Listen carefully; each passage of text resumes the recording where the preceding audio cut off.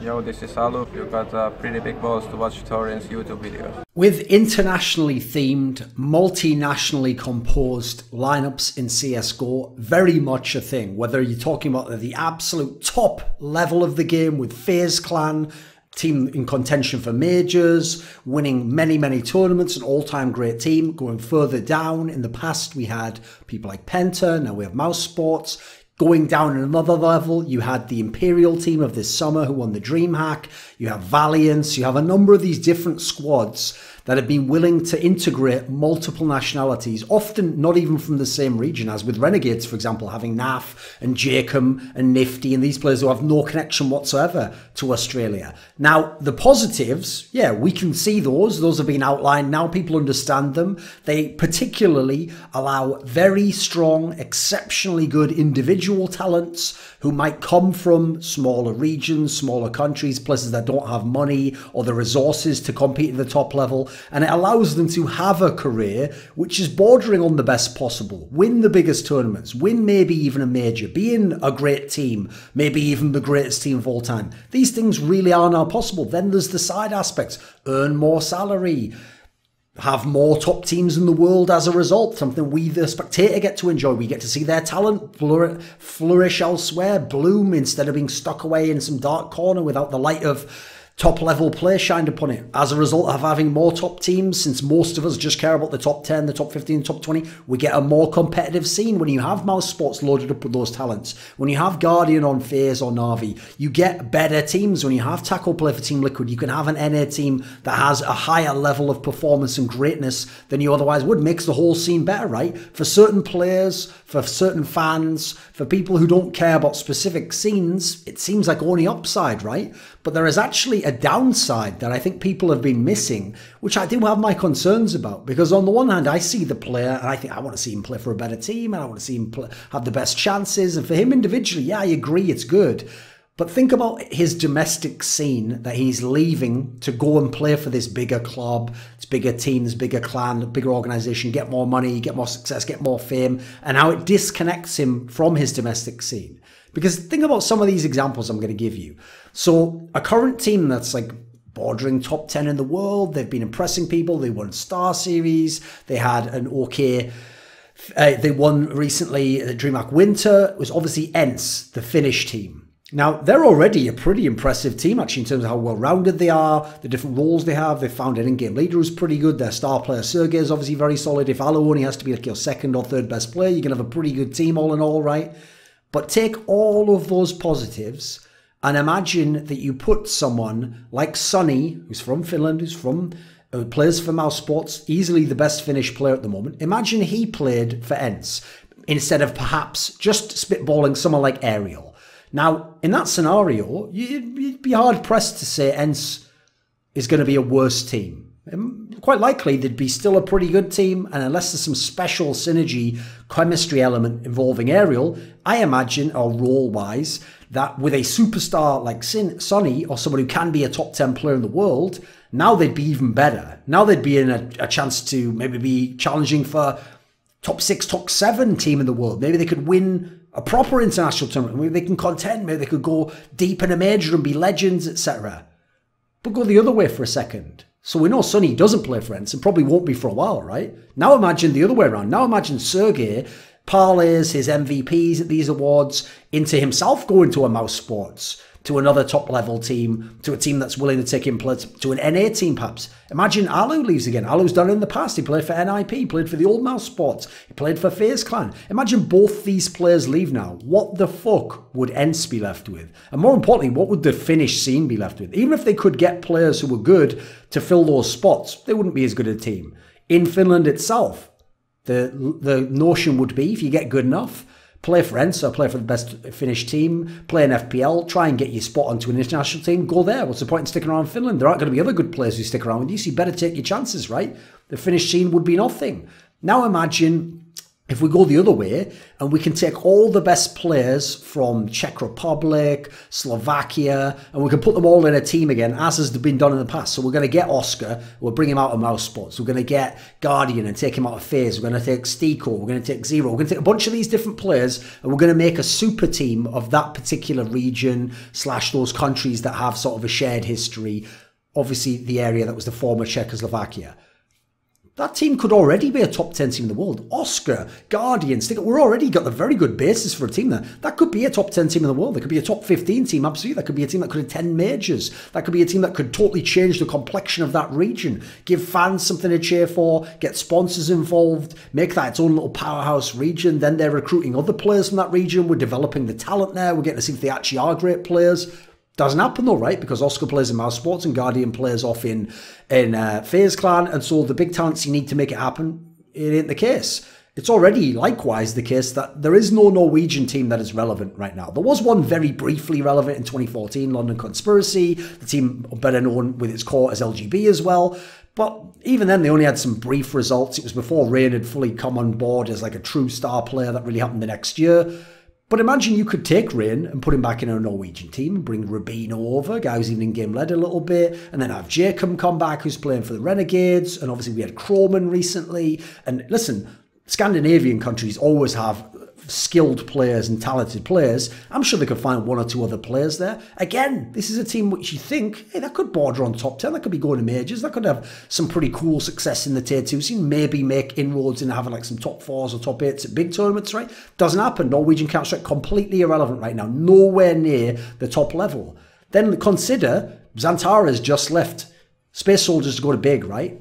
How much weaker is Space Soldiers? I mean, I know they don't exist anymore, but that core going to be when they make a team with other Turkish players. They're going to be way weaker. There's barely any players as good as Xantara's. Maybe one or two, right? It's Woxic and Calyx. They already never had Woxic precisely because of the fact they can't pay enough in those countries. Opportunities are better elsewhere. He's had his dispute with some of those players, the visa angle.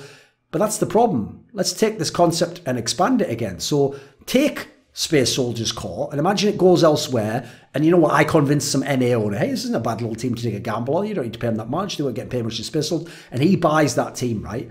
And I say, yeah, sorry though, but Xantara's did leave, so they're never going to be quite as good. Oh, and by the way, Calyx is going to go as well, because he's actually a pretty skilled player as well. And so when people see how Woxic and Xantara's worked elsewhere, you know, some team, maybe a Valiant and Imperial, one of these squads, a North American squad, they're going to get Calyx as well, so he's going to be gone. Oh, and bad news, if there's any other really skilled player, they'll leave eventually. And so the only players you're going to get to keep in this team is like the good players, but who aren't quite naughty enough as individual hard carries, or mad skilled players like Paz, who are good players or decent players, but they're going to be your best players now. In fact, they're going to be your star players. That's in fact who you're going to have to build this team around, because you've got nothing left. So you're never going to have even a vague chance at being the team you were before. That gets way less appealing, doesn't it? Likewise, think of some of the current really good players who are on teams which they could have left and gone to bigger and international squads that wouldn't represent their country, right? GOB only just got Germany back on the fucking Counter-Strike map.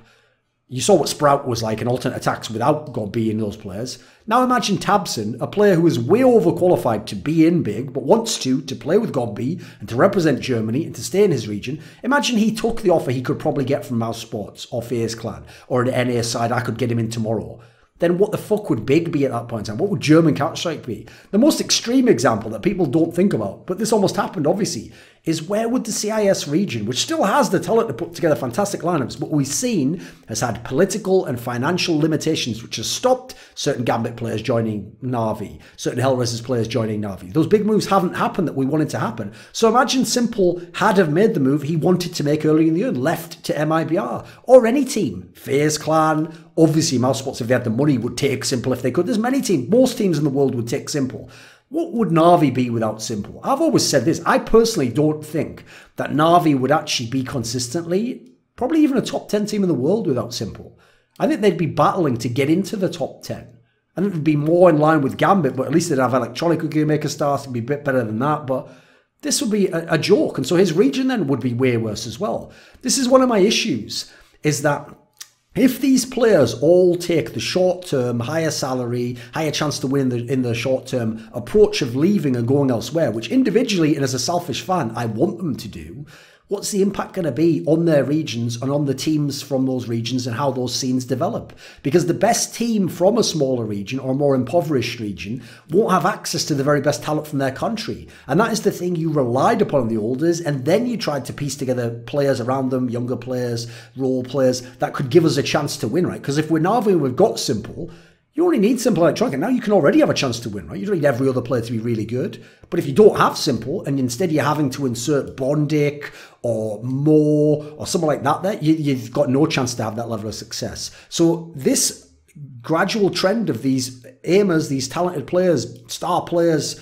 key players in your team being drained away to the international, multinational squads is going to limit certain regions, even though it's going to simultaneously open up the international game more. So it's not necessarily a good or a bad thing overall. It depends from what perspective you're talking about and who it's affecting. There are also, by the way, reasons as to why those players leaving, as I said, is good for themselves. I don't blame them. They're not obliged to stick around and somehow save the CIS region and bring a major to Navi, or to stay in the Czech Republic and make a team from that region good when you've already played your whole fucking life in that region and you want to go elsewhere and have success. They're not obliged to do any of that stuff. I'm just saying what the impact is going to be. Because if you think about the world of 1.6, as much as it's certainly sucked for the extreme examples like Oscar and Guardian and Musambani, who no matter how well they played, never had good enough teams, support and infrastructure around them to ever have a chance to be legit really top teams. Those are the extreme examples. Yeah, they're shit out of luck, I get it. But there are guys who, in CSGO, these equivalent players, the Reigns, the Sonnies of the world, who don't play for their domestic scene, well, those players, their equivalents, did. So the Ruiz and Narsus and Contes did play for the top Finnish teams. I know Lurpus went elsewhere later as in-game leader, not a star player though. You had guys like Real, guys like Oops, PRB, who stayed within the Norwegian scene. Now, I know in the Norwegian scene, they didn't have Element and they didn't have Executor at times, and Dark went abroad, and actually players like PRB, etc. at one point in time were in the Danish NOA team. But you wouldn't have had the great things that Norway did accomplish without these players, if these players had all left. If MSX hadn't stayed with Emulate and won the major with them, WCG 2007, he might have done way more otherwise. He might have done a lot more in a German team or a team, the Polish team, if they'd have taken him in. He might have been an amazing player. He'd have had a better individual career. His team and his region would have been much, much worse off for it. Now, I know when you're talking about developing your skills and battling against the guys regionally, it's already a problem of CSGO that we don't really have the domestic scenes. We don't have the World Derby games qualify for Sweden that all the Swedish teams compete for that year, and you get to battle against the best players, even if you're the 8th best Swedish team. We don't have that anyway. So in a sense, that type of development is more limited or just doesn't exist.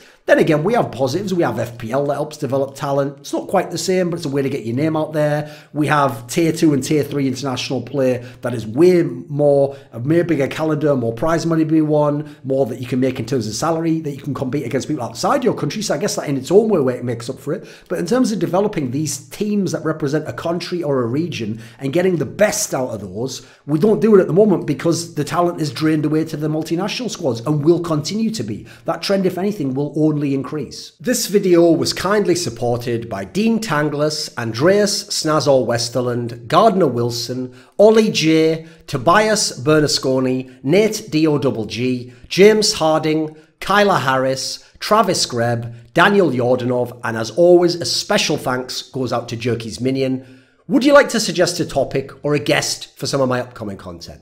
Perhaps you want to ask me a question in my monthly AMA. Do you want to see some teasers? See who's going to be the next guest on one of my shows? Maybe you want to take part in an esports discussion with me. Well, put your money where your mouth is and join the Scrilluminati today at the Patreon link in the description box below.